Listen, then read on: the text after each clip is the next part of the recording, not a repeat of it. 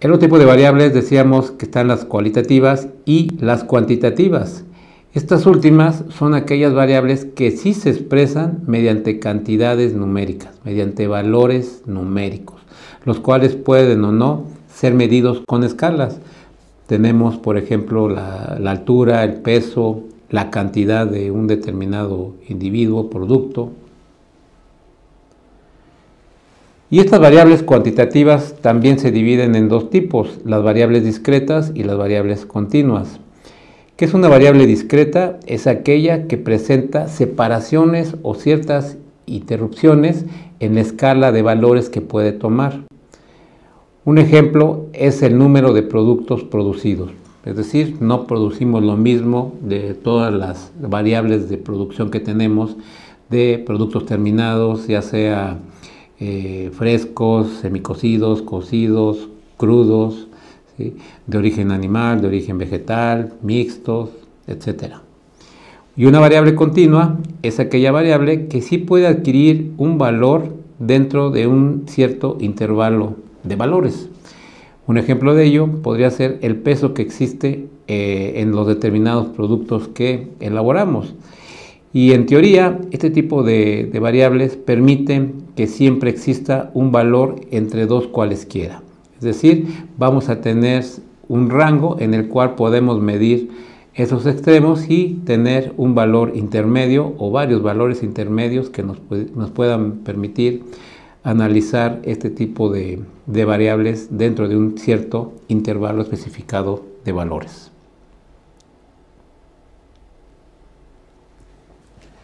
También es importante conocer que las variables tienen una clasificación conforme a su influencia.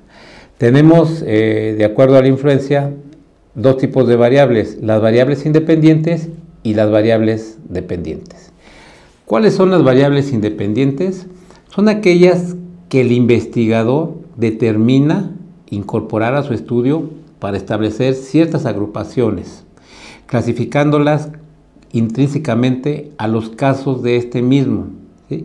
Es decir, si nosotros queremos identificar valores independientes, son aquellas que no van a tener esa dependencia, como el nombre lo indica, de otros parámetros establecidos.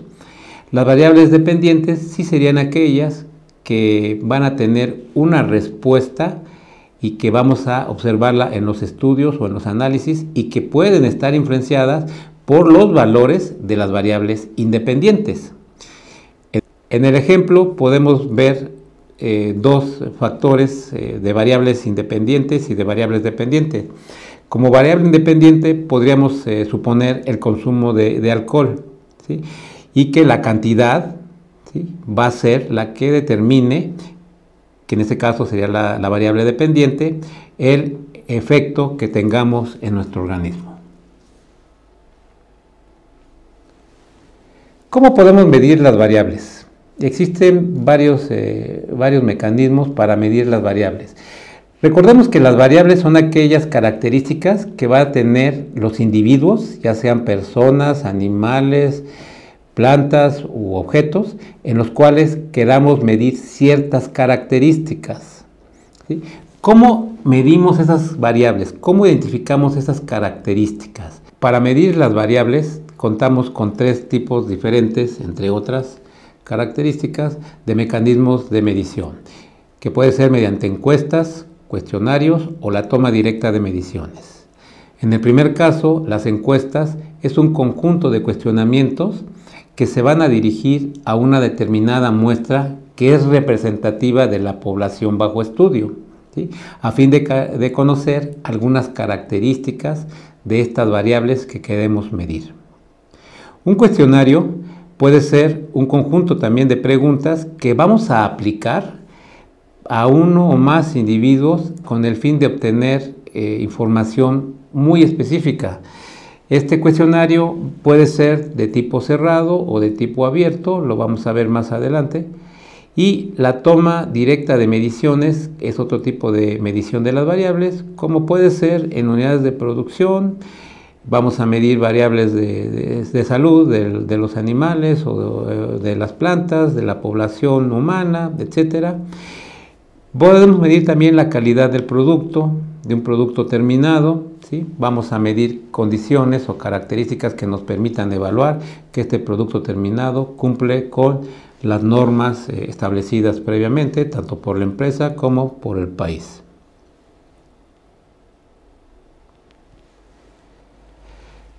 Debemos tomar en cuenta que para llevar a cabo una encuesta o un cuestionario para identificar determinadas variables de nuestro interés, tenemos que tener muy sólido algunos cuestionamientos previos. Es decir, ¿qué queremos medir y para qué lo queremos medir? ¿Cuál va a ser nuestro objetivo de esta encuesta o cuestionario y cuáles son las metas que pretendemos alcanzar con la aplicación del mismo? Otro punto importantísimo es que si el entrevistado no está dispuesto a participar en la encuesta o el cuestionario, los resultados van a ser negativos, o si participa de una manera no dispuesta, quizás las respuestas que proporcione lleven cierto sesgo que nos pueden afectar el resultado final. Otro aspecto importante es la confiabilidad que debe tener esta encuesta o el cuestionario, ¿sí? Y que son factores atribuibles al mismo, es decir, qué tan viable va a ser su aplicación, ¿sí? Que es una parte de lo que vamos a analizar en cuanto a su costo también, pero qué tan confiable es que esa encuesta o cuestionario aplicado realmente esté midiendo lo que quiero yo medir, ¿sí?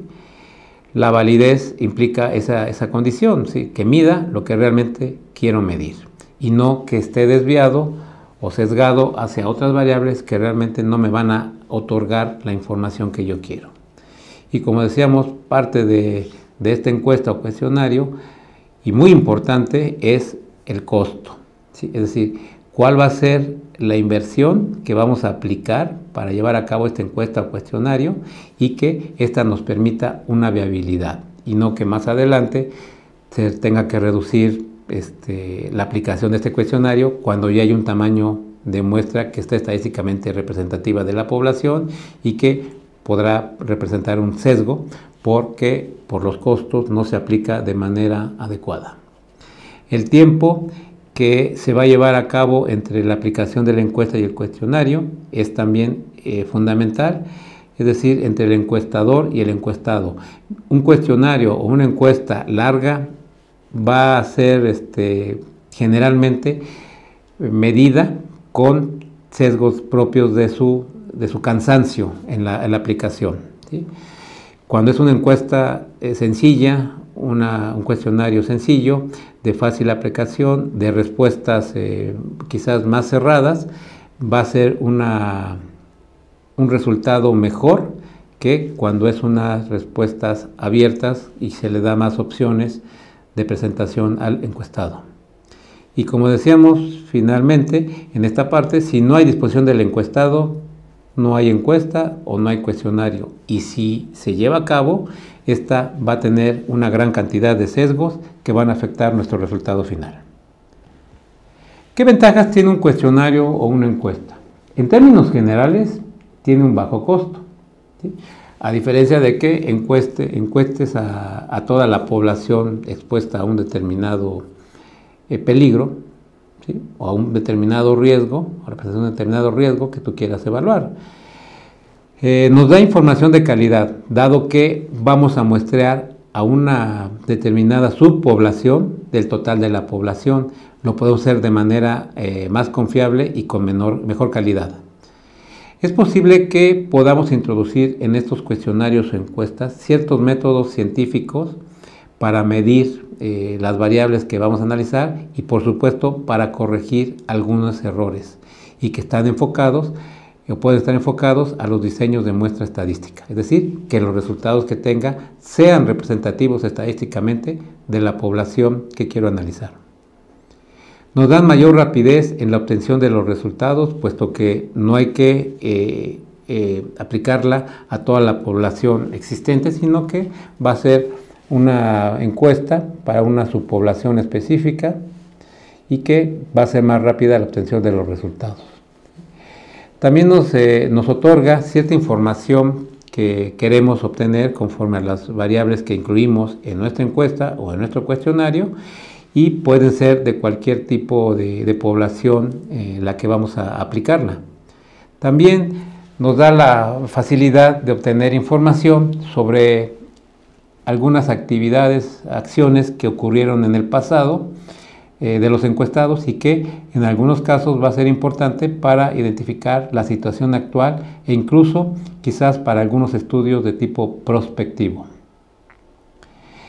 Y también tiene la ventaja de que nos otorga la capacidad para poder estandarizar la información obtenida, para tratarla posteriormente mediante un proceso quizás informático y un análisis estadístico también incluido en este, y de esta forma, aunque sea varios datos los obtenidos de estos cuestionarios o encuestas, una sistematización de la información nos va a permitir un tratamiento rápido e incluso un análisis estadístico de la información obtenida.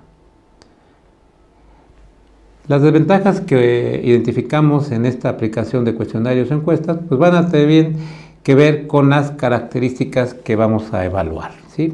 Algunas características pues no son tan fácilmente medibles o tan fácilmente interpretadas en el cuestionario o en la encuesta aplicada.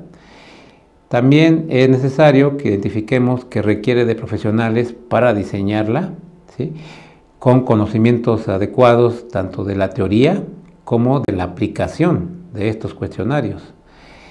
Para que también el cuestionario o la encuesta tenga una buena validez y confiabilidad, es necesario que apliquemos por lo general una encuesta previa o un cuestionario previo, es decir, de tipo piloto, que nos va a permitir identificar dónde hay posibles fallas y reacomodar algunas variables o eliminar otras y posiblemente incluir nuevas variables que no habían sido consideradas en la primera parte. Lo que sí es importante es de que nunca va a tener una validez técnica y científica que un diseño de muestreo estadístico, ¿sí? Si este cuestionario no lo aplicamos de una manera también estadística, no va a tener la misma validez. Es decir, si nosotros aplicamos un cuestionario o una encuesta solo a una planta procesora de alimento en lugar de a varias plantas y que tengan una representatividad del país o del tipo de producto elaborado o terminado, ¿sí?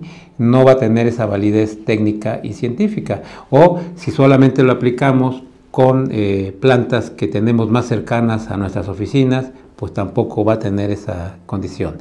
Es decir, requiere tener un diseño estadístico, un diseño de muestreo estadístico que también nos permita mayor confiabilidad en la obtención de los datos, porque recordemos que la información, los resultados obtenidos, los vamos a inferir a nuestra población total o universo.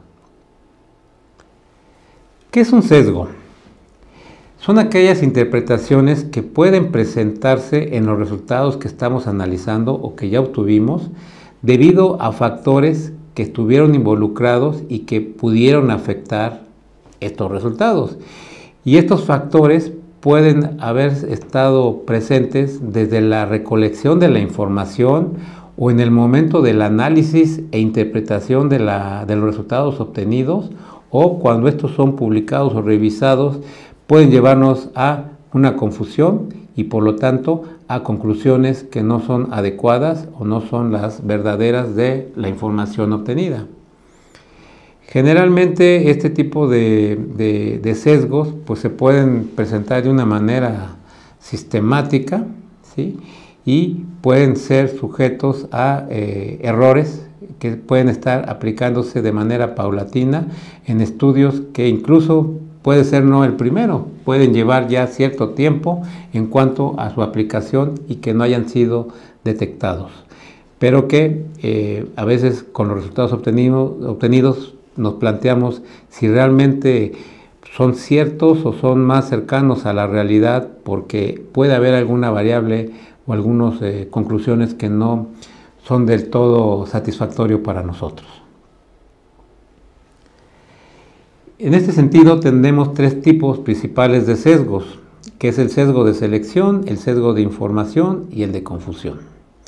El sesgo de selección es cómo seleccionamos a los individuos que van a ser encuestados o aplicados un cuestionario. Mientras que el sesgo de información se va a deber a errores que ocurrieron en la obtención de los datos, ¿sí? Por el mal diseño quizás del cuestionario o del encuestador que los llenó mal, o incluso a veces, si el encuestado no presenta toda la información, el encuestador termina llenándola. Y un sesgo de confusión creo que es uno de los más adversos, pues es una mezcla de los efectos que ocurren en este tipo de encuestas, de cuestionarios, debido a una tercera variable que se denomina variable de confusión, pero que no la identificamos, que no la vemos propiamente, aunque existe, no la consideramos dentro del estudio epidemiológico que vamos a aplicar a través de una encuesta o de un cuestionario. Es decir, hay una variable que debe haber sido incorporada a este estudio, a esta encuesta, a este cuestionario, pero que no lo fue.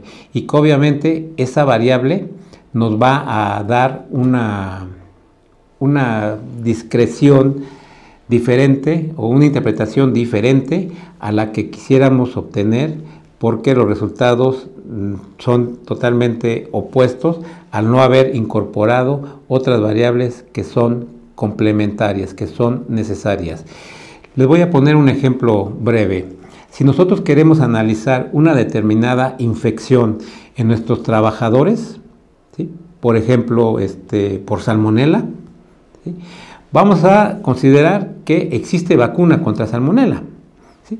Y si nosotros en ese estudio que queremos analizar o en esta encuesta o cuestionario les preguntamos si han tenido la infección y nos dicen que no, y no les preguntamos si tenían antecedentes de vacunación, y nuestros resultados concluyentes los evaluamos por una prueba serológica que mide la presencia de anticuerpos, ¿sí? Este sesgo de confusión se va a presentar. Es decir, si el resultado de la técnica diagnóstica es positiva, pueden asumir en algunos casos que entonces el trabajador está infectado. Pero este sesgo de confusión nos va a permitir identificar que hay terceras variables que son importantes. Es decir, si nosotros analizamos que ese trabajador había sido previamente inmunizado, era obvio que presentara anticuerpos o cierto nivel de anticuerpos. Entonces, no podemos diferenciar y eso nos otorga una confusión en la interpretación de resultados por terceras variables que no consideramos. Con esto podemos tener un principio básico de esta primera parte que vamos a ver de estadística básica sobre lo que son las variables, lo que implica el análisis de una población, y que cuando ésta es demasiado grande es necesario muestrear una subpoblación, siempre y cuando esté estadísticamente diseñada su muestreo y sea representativo de esa población universo, para considerar que los resultados obtenidos a final de cuentas los podamos inferir a nuestra población total. Lo que significa que si vamos a muestrear un determinado número de plantas de un país, los resultados obtenidos de estas plantas los podamos inferir en la totalidad de las plantas que están en producción, en proceso, viables en nuestro país de bajo estudio. Con esto terminamos esta primera parte y pues muchas gracias por su atención.